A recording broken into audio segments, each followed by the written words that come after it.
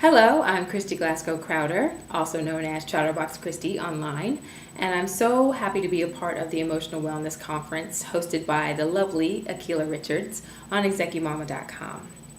So how do I nurture my own personal emotional wellness? First, I am an avid journaler. I've been journaling since I was 13 years old. Love to purge my thoughts and feelings into a notebook or, like I said, a journal. Sometimes I even do a voice recorder if I'm feeling a little saucy. But what that does for me is sort of cleanses me, gets whatever's weighing heavily on me that I feel like I might not be able to tell someone else at that time. I can get it off my chest. Actually, talking through it helps me come to conclusions. It maybe helps me see myself in a different light, see the situation in a different light, calms me down, and helps me get through it a little bit. The second thing I like to do to nurture my own well-being is listen to music. Music is a very big part of my life, and my iPod is set up with what I call cathartic playlists. I have playlists for everything. I have a therapy playlist. I have an anthem playlist, which is more like my fight songs that get me through things. I've got headbanging playlists that just when I'm in that zone and just need to scream. Got those kind of songs too. Got the mellow songs that kind of chill me out. I've got the songs that make me think of my kids. Everything is categorized amazingly on my iPod. So that's the way I kind of decompress to, I guess, hear my feelings through song really helps me cope with whatever I'm dealing with at the time. The other thing I like to do is meditate and do yoga. I kind of do them simultaneously, stretching, breathing, being in the moment, letting things go, breathing in peace, letting go all the toxins that are the toxic thoughts that are plaguing me at the time. Also works out really well. And then nothing cures what's ailing you like a good old bubble bath. So those are the things that I do to nurture my own personal wellness. What I struggle with in my own emotional wellness journey is the struggle with owning my own excellence, or how I like to say it, owning my own awesomeness. I tend to have far too frequent bouts with not feeling that I'm good enough, inadequacies in just life in general, as a parent, as even a blogger, a social media person. In every aspect of my life, I've always felt less than. And it's been a struggle that I've gone through ever since I was a teenager, not ever feeling like I lived up to something or set the bar too high for myself or compared myself to others a lot. Like I looked at what was going on in the lives of my friends and would often feel like whatever I was doing in my life didn't measure up. And I had to stop doing that because as I was finding out that comparison is the thief of joy. I recently saw a sign on Pinterest that said that, and it's so true. It robs you of seeing the blessings that are right there in front of you, and actually, being able to look in the mirror and say, girl, you're good, you got it going on. Actually looking at my own resume and my own accomplishments and, not looking at it as, wow, if I was stepping outside of myself and looking at my own accomplishments and my resume, outside of myself, I'd be like, this girl's got a lot going for her. She's done a lot. She's accomplished a lot of things and has so much going for her. And I hear it all the time. I get asked to speak at conferences. I get asked to do opportunities like this. And it always takes me a second to go, why do you want me? Well, why don't you want me?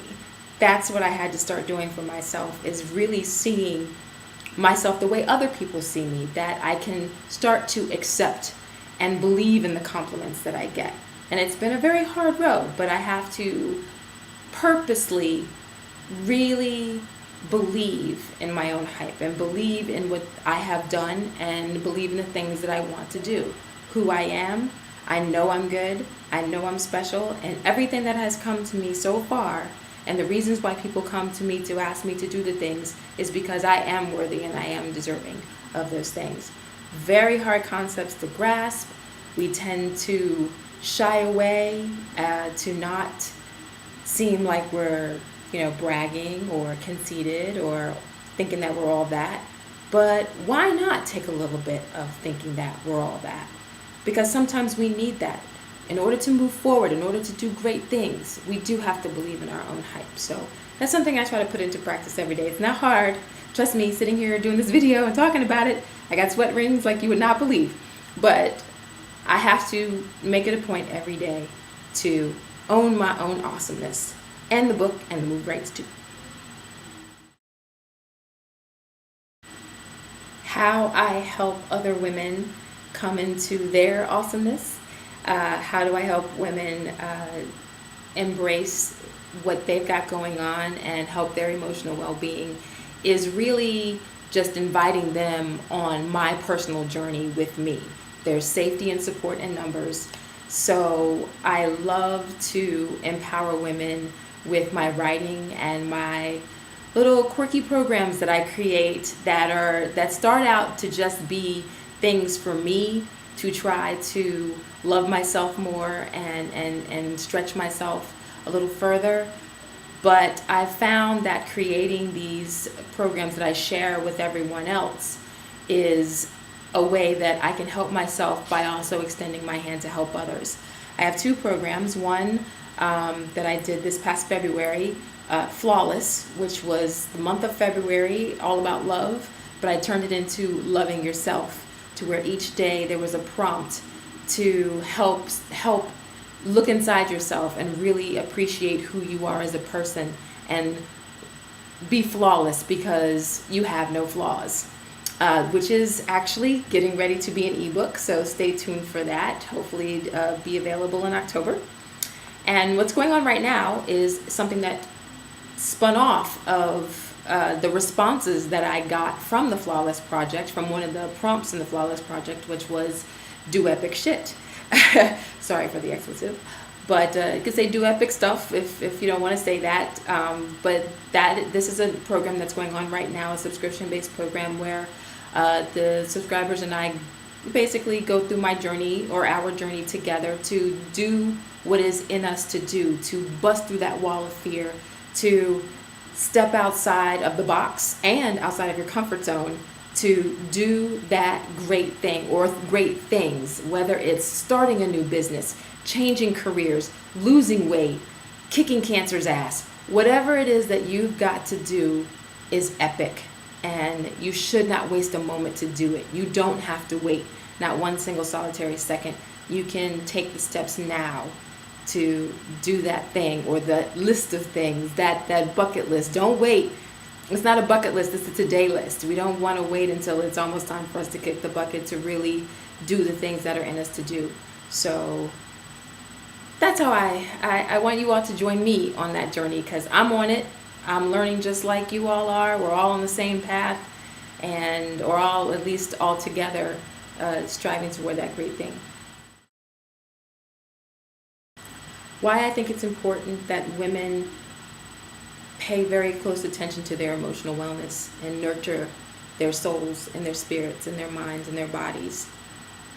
One simple phrase: put your oxygen mask on first. You are no good to anyone else if your mind isn't right, your body is weak, your spirit is broken. You can't be a great mother. You can't be a great teacher. You can't be a caregiver to your elderly parents. You can't be that whiz on the job. You can't be that novelist. You can't be that baker, whatever it is that you want to do if you yourself aren't whole. You can't be the super mom, the super wife, everything else that you want to be, that you know is in your heart to be, if you yourself are not a whole woman in your mind, in your body, and your spirit. So we have to take care of ourselves. And it starts here, and it starts here, and then everything else just falls into place. So it's very important that we put our oxygen masks on first, because we can't give any kind of assistance to anybody else unless we're 100% there.